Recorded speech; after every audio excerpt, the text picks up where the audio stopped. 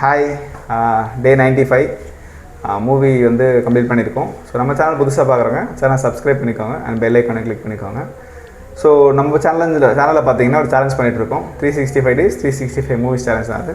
So daily ஒரு movie நம்ம தேட்டரில் பார்ப்போம். ஸோ அந்த இதில் வந்து நம்ம 95 days வந்து கம்ப்ளீட் பண்ணியிருக்கோம். ஸோ இன்னும் 5 days தான் இருக்குது 100 days வந்து கம்ப்ளீட் பண்ணுறதுக்கு. ஸோ நீங்கள் யாராச்சும் நம்ம கூட வந்து இந்த மூவி பார்க்கணும்னு நினச்சிங்கன்னா கமெண்ட்டில் சொல்லுங்கள். நம்ம வந்து சேர்ந்து இந்த மூவியை செலிப்ரேட் பண்ணுவோம் 100th மூவியை. ஸோ இன்றைக்கி நம்ம என்ன மூவி பார்த்துருக்கோம்னா ஜுராசிக் வேர்ல்ட் ரீபர்த் மூவி வந்து தமிழில் தான் பார்த்துருக்கோம். ஸோ இந்த மூவி வந்து இது வந்து ஃபஸ்ட்டு மூவி கிடையாது. ஸோ இது ஒரு பெரிய ஃப்ரான்ச்சைஸ் இருக்குது ஜுராசிக் பார்க்குன்னு சொல்லிட்டு. அதுக்கப்புறம் ஜுராசிக் வேர்ல்டாக வந்துச்சு. ஸோ அதில் வந்து இது வந்து இப்போது லேட்டஸ்ட்டாக வந்து ஜுராசிக் வேர்ல்டு ரீபர்த்னு சொல்லிட்டு மூவி வந்திருக்கு. இந்த மூவியோட பேஸ் என்னென்னு பார்த்தீங்கன்னா, ஸோ ஒரு டைனோசர் காலத்தில் எப்படி டைனோசர் இருந்திருக்கும்னு சொல்லிட்டு ஒரு பெரிய ஆராய்ச்சிக்கு வந்து அதோட சாம்பிள் கிடைக்கும். ஸோ அதை வச்சு இவங்க உருவாக்கின டைனோசர்ஸ் எல்லாமே வந்து உயிரோடு வந்து டைனோசர்ஸை கொண்டு வந்திருப்பாங்க. ஸோ அதை வந்து இவங்க ஒரு காட்சி பொருளாக ஒரு இடத்துல வச்சுருப்பாங்க. ஸோ அதில் சில அசம்பாவிதங்கள் நடந்து அந்த டைனோசர்கள் தப்பிச்சு போகும். அதை வந்து சிலர் வந்து தப்பாக வந்து கையாண்டு அதெல்லாம் விற்க பார்ப்பாங்க. அது மூலயமா வந்து நிறைய பிஸ்னஸ் நடக்கும். ஸோ இப்படி தான் வந்து ஒரு பார்ட்டுமே வந்து எவால்வ் ஆகி போயிட்டே இருக்கும். ஸோ அந்த வகையில் ஸோ இந்த மூவி பார்த்திங்கன்னா இதில் ஸ்டார்டிங்கில் ஒரு 14 வருஷம் 17 வருஷத்துக்கு முன்னாடி காட்டுறாங்க. அதில் வந்து பார்த்திங்கன்னா டோட்டலாக வந்து ஒரு லேபில் இந்த மாதிரி வந்து ஒரு எக்ஸ்பெரிமெண்ட் பண்ணிகிட்ருக்காங்க. இதை வச்சு டைனோசர்ஸை வச்சு அந்த எக்ஸ்பெரிமெண்ட் பண்ணிகிட்டு இருக்கும்போது ஸோ ஒரு சயின்டிஸ்டோட தவறால் அந்த லேப் வந்து கொஞ்சம் செயலிழந்துடுது. ஸோ அது மூலயமா வந்து அங்கே இருக்க அனிமல்ஸ் வந்து தப்பிச்சு போயிடுது. ஸோ இவங்க வந்து அந்த லேபை அப்படியே விட்டுட்டு ஸோ அந்த ஏரியாவை வந்து தடை செய்யப்பட்ட பகுதியை அறிவிச்சுட்டு இவங்க அங்கே வந்து கிளம்பிடுறாங்க. அது வந்து ஒரு ஐலாண்டில் இந்த லேப் இருந்திருக்கு. ஸோ அதுக்கப்புறம் இப்போ ப்ரெசன்ட் டேயில் பார்த்திங்கன்னா டைனோசர்ஸ் வந்து அந்த ஐலாண்ட்லேருந்து வெளியில் வரவும், அதாவது எப்படின்னா நல்லா இருக்க டைனோசர்ஸ் எதுவும் வராது.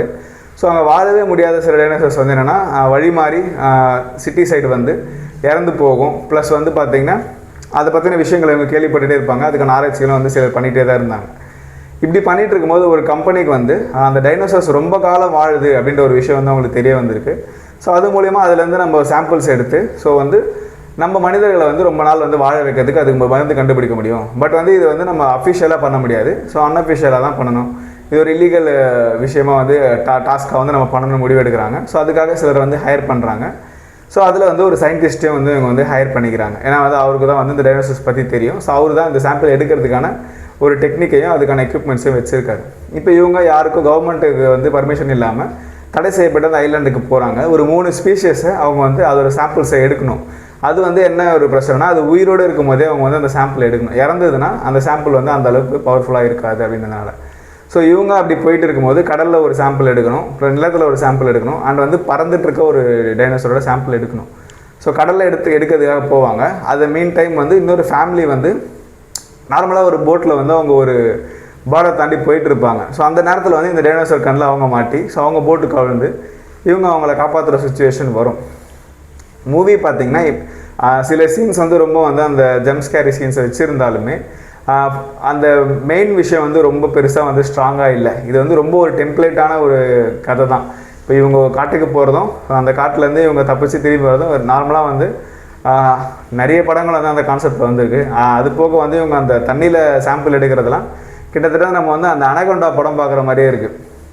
ஸோ அந்த ஊர்லேயே போட்டு வச்சுருக்க ஒருத்தர் இருப்பார், வெளியூர்லேருந்து ஒருத்தவங்க வந்திருப்பாங்க. ஸோ அவங்க வந்து இவங்க காப்பாற்றுறதும் இதெல்லாம் வந்து நம்ம நிறைய படத்தில் வந்து நம்ம பார்த்துருக்கோம்.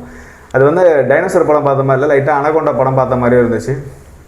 அண்ட் வந்து பார்த்திங்கன்னா இதுக்கு முன்னாடி இருந்த படத்தில் வந்து இதுக்கு முன்னாடியே கூட ஒரு பாட்டு வந்திருக்கும். ஸோ அந்த ஜுராசிக் வேர்ல்டுன்னு சொல்லிட்டு அதில் வந்து பார்த்திங்கன்னா ஒரு தீம் பார்க்கில் அந்த டைனோசர்ஸ் வந்து தப்பிச்சிடும். ஒரு மிகப்பெரிய ஸ்பீஷஸை உருவாக்கிடுவாங்க. ஸோ அதுக்கிட்டேருந்து இவங்க தப்பிக்க முடியாத மாதிரி சுச்சுவேஷன் இருக்கும். ஸோ அந்த ஸ்பீஷஸ் பற்றி தெரிஞ்ச ஒரு எக்ஸ்பர்ட்டுமே வந்து அங்கே இருப்பார். ஸோ ஒரு சின்ன வயசுலேருந்து அந்த டைனோசர்ஸ் கூட வளர்ந்தவராக இருப்பார். அவர் எல்லா விஷயமும் அவருக்கு தெரிஞ்சிருக்கும். ஸோ அது வந்து சொல்கிறது கொஞ்சம் இன்ட்ரெஸ்டிங்காகவும் இருக்கும், கேட்கவும் இன்ட்ரெஸ்டிங்காக இருக்கும். இது வந்து அந்த ஒரு சயின்டிஸ்ட்டை மட்டுமே அந்த மாதிரி ஒரு கேரக்டரில் காட்டுறாங்க. அவருமே வந்து அந்த டைனோசர் கூட போராடுற மாதிரிலாம் இல்லை. அவர் அந்த டைனோசர் பற்றி ஒரு டீட்டெயில்ஸ் சொல்லுவார். இதில் நிறைய டைனோசர்ஸ் பார்த்தீங்கன்னா டைனோசர் மாதிரியே இல்லை, ஏலியன் மாதிரி வந்து உருவாக்கியிருக்காங்க. பார்க்கறதுக்கு வந்து அந்த ஏலியன் மாதிரி தான் கிளைமேக்ஸ் வர டைனோசர்லாம் ஏலியன் மாதிரி தான் இருக்கும். அண்ட் வந்து ரொம்ப அசால்ட்டாக இவங்க தப்பிச்சு போகிறதுலாம் வந்து கொஞ்சம் கூட நம்புகிற மாதிரி இல்லை. நிறைய இடத்துல கொஞ்சம் அந்த சீன்ஸ் இருந்தாலுமே இது வரைக்கும் வந்ததில் இது கொஞ்சம் ஒரு ஆவரேஜான மூவி மாதிரி தான் வந்து தெரியுது. ஸோ இவங்களுக்கு ஏற்ற மாதிரி தான் வந்து மூவியை வந்து எடுத்திருக்காங்க. சீன்ஸும் வந்து பெருசாக வந்து பழைய படங்களில் பார்த்த மாதிரி ரொம்ப த்ரில்லிங்காக எதுவுமே இல்லை. ஸோ ரொம்ப கொஞ்சம் ஃப்ளாட்டாக போகிற மாதிரி தான் இருக்குது. ஸோ ஆல்ரெடி நீங்கள் இந்த மூவி பார்த்துருந்தீங்கன்னா டெக்னிக்கல் ரேட்டிங் தருவீங்க கீழே கமெண்ட்டில் சொல்லுங்கள். பாய். Day 95 மூவி கம்ப்ளீட் பண்ணிட்டோம். Movie Jurassic Rebirth INOX city சென்டரில் தான் பார்த்துருக்கோம். So timing 4:10 PM.